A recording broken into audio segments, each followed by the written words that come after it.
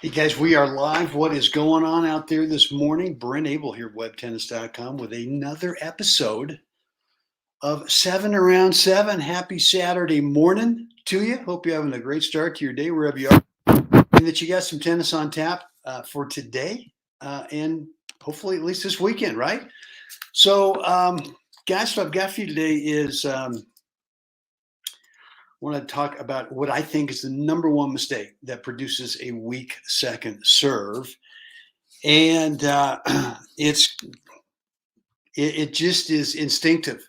And before we get into that, a couple of things, couple of heads up. Hey, next week we're going to work on the mental part of the game, right? We're going to take that, as I mentioned yesterday, trying to figure out how do we go from where we're playing pretty well in practice to not playing some great, not playing so hot in the real match. And I'm going to give you some ideas of why I think that happens, and then give you a solution um, later in the week on Thursday.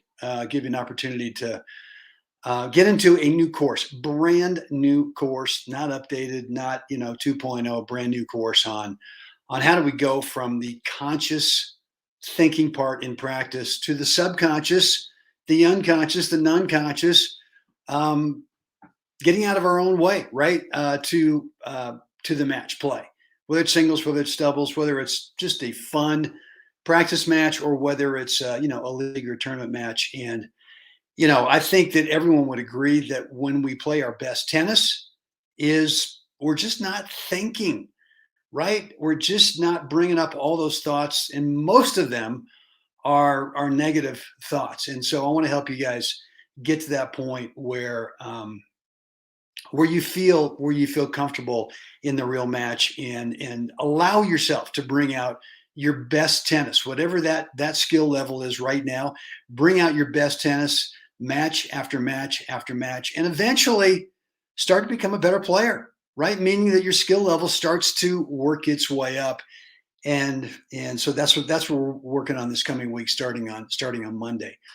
What else for you? Well, look, if you love 7 Around 7, uh, you can show that love by going to webtennisgear.com.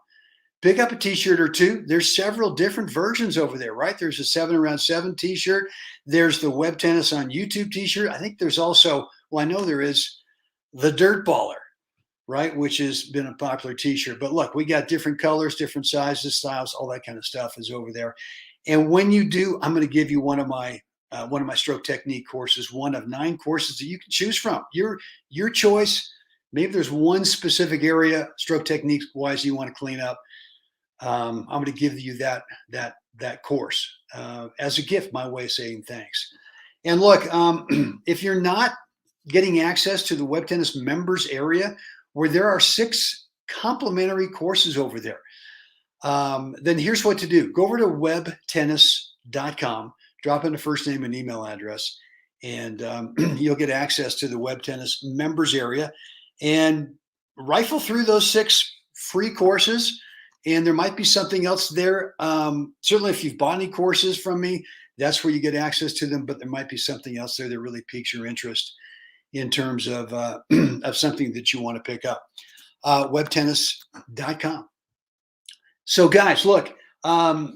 Here are my notes for this morning. Oh boy. Here's the thing about the second serve, and about what really produces a weak second serve. And number one, the mindset is when we miss our first serve, it's not a positive. We don't look at that as a positive experience, right? I used to not think. I used to go, well, this is now. Now I'm kind of into hope mode. Well, I hope I don't double fault, or I hope I don't throw in such a weak second serve that the opponent over there can unload on it. But eventually, over time, I developed a good enough second serve to where I realized, hey, this is fine, right? All this means now is on my second serve is I'm just going to throw in a different type of serve than maybe what I did in the first serve. Not to say that sometimes in the first serve, we want to throw in that second serve, that high bouncer, maybe the kicker, right? And different locations in the court, kind of depending on different factors that are going on in the match. But typically, what happens when we miss our first serve is we. I'm having trouble hearing you. Okay, sorry, Siri. My watch is going off here. But typically, what happens when we miss that first serve is it's a negative, and it's a concern. Like I said, either double fault or just a sitter. And so number one is that you got to make sure that when you miss that first serve, that the way that you set up your second serve, and you've got, you should be taking a little time between that first and second serve. You shouldn't miss it and then all of a sudden just go into the second serve without even thinking about it. There should be some conscious thought, a plan of how do you want to start this second serve, right? What's your intention? Not a worry about that you're going to miss it or it's going to be a sitter, or that you've got to hit a big second serve or else. No, how do you want to start this second serve? And have a very clear vision of what that is. So number one, that would be the target, right? What's the spot over there that you want it to land based on where's the target over a spot above the top of the net? Number one, that's your target. Number two, physically feel that you've got a relaxed grip so that you create as much swing speed as you want with that relaxed grip so that you get a high quality spin.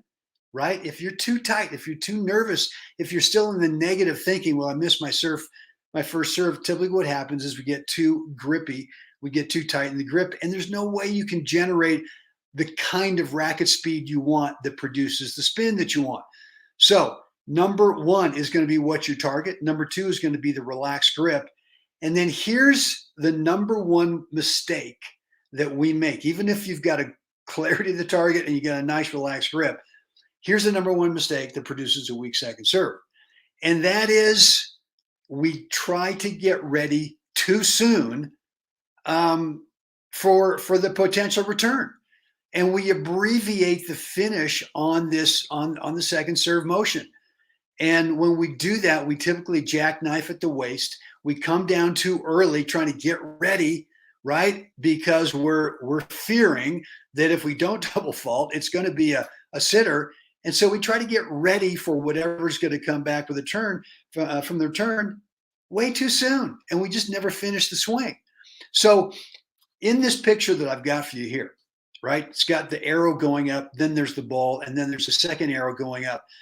And really what that indicates is that I want you to feel on your second serve that what initiates the swing, right, you get into your racket prep position because you finished the toss with your arm straight up in the air. You haven't abbreviated the tossing motion, right? But you finish that. I want you to feel that your racket shoulder is what initiates the upswing, right? So that you get committed to actually sort of having this upward forward arc in your swing path that gets initiated from your shoulder. Because too often what happens is when you want to get ready for that potential return is you don't have much of an upswing. You have more of kind of a semi up, more kind of like just sort of rotating the shoulders forward. And what happens is you might get the second serve in play, but because you're trying to get ready too early, it just sits. It just sits there and just really does give that returner an opportunity to take advantage. So what I want you to do today is when you get out there, and whether you're practicing or whether you're playing a match, if you miss the first serve, don't go into a negative thing.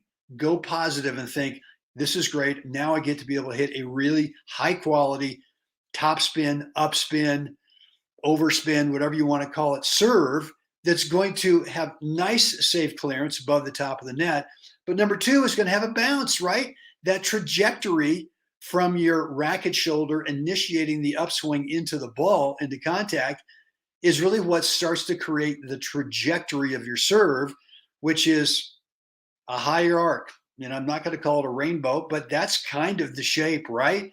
I mean, and that shape with a high quality spin, it's got a good bounce, and you're not going to give that opponent an opportunity to unload on it. And look, it's just like I mentioned yesterday about the great Dick Johnson, which was on your second serve. I always assume it's coming back. All right, that's okay. And whatever comes back, we'll just take it from there, right? But if you get too worried about what's coming back, you're going to abbreviate the finish and you're not going to get the quality spin that you want. And that's going to produce a weak second serve. And lots of times what happens is players do this where they abbreviate the finish trying to get ready and the serve just falls off the racket and it just dumps in the net. And it's not the greatest, man. It's not the greatest feeling, right? So look, hope this makes sense today. Remember, when you miss the first serve, go positive in terms of, okay, what's my target? Number two, check your grip. Make sure you've got a relaxed grip so that you can develop swing speed to really be able to create that high quality upspin that you want. And then the third thing is make sure that you initiate the upswing from the racket shoulder, right? So this is some technique stuff and that you're going to have to consciously sort of manufacture for a while. The more time you spend on the practice court doing this, the less time you'll have to think about it consciously in a match. You'll just take over. Your subconscious now has the imprint as to how to be able to play the second serve in a match without you having to manufacture it. And once you do that, once you get out of your own way with that subconscious allowing to manufacture the technique, way better, just way better. And we're going to work on that next week, right? We're going to work on this whole mental thing next week. So, all right, guys, that's it for me today. I hope this has helped. Let me know down below in the comments area, yay or nay, or question or comment or remark. You can always shoot me an email, brent@webtennis.com. And look, again, if you're not signed up for the free members area, Web Tennis members area, just go on over to webtennis.com, drop in your first name and email address, and then click whatever the button says there. I can't remember what it does. But then you'll get instructions on how to become a member. And again, that's free. And there's 6 complimentary courses over there for you to take some time and kind of go through. And yeah. So guys, it's time. Let's all get out there today. Let's help someone else have a spectacular day. Guys, I'll see you again tomorrow.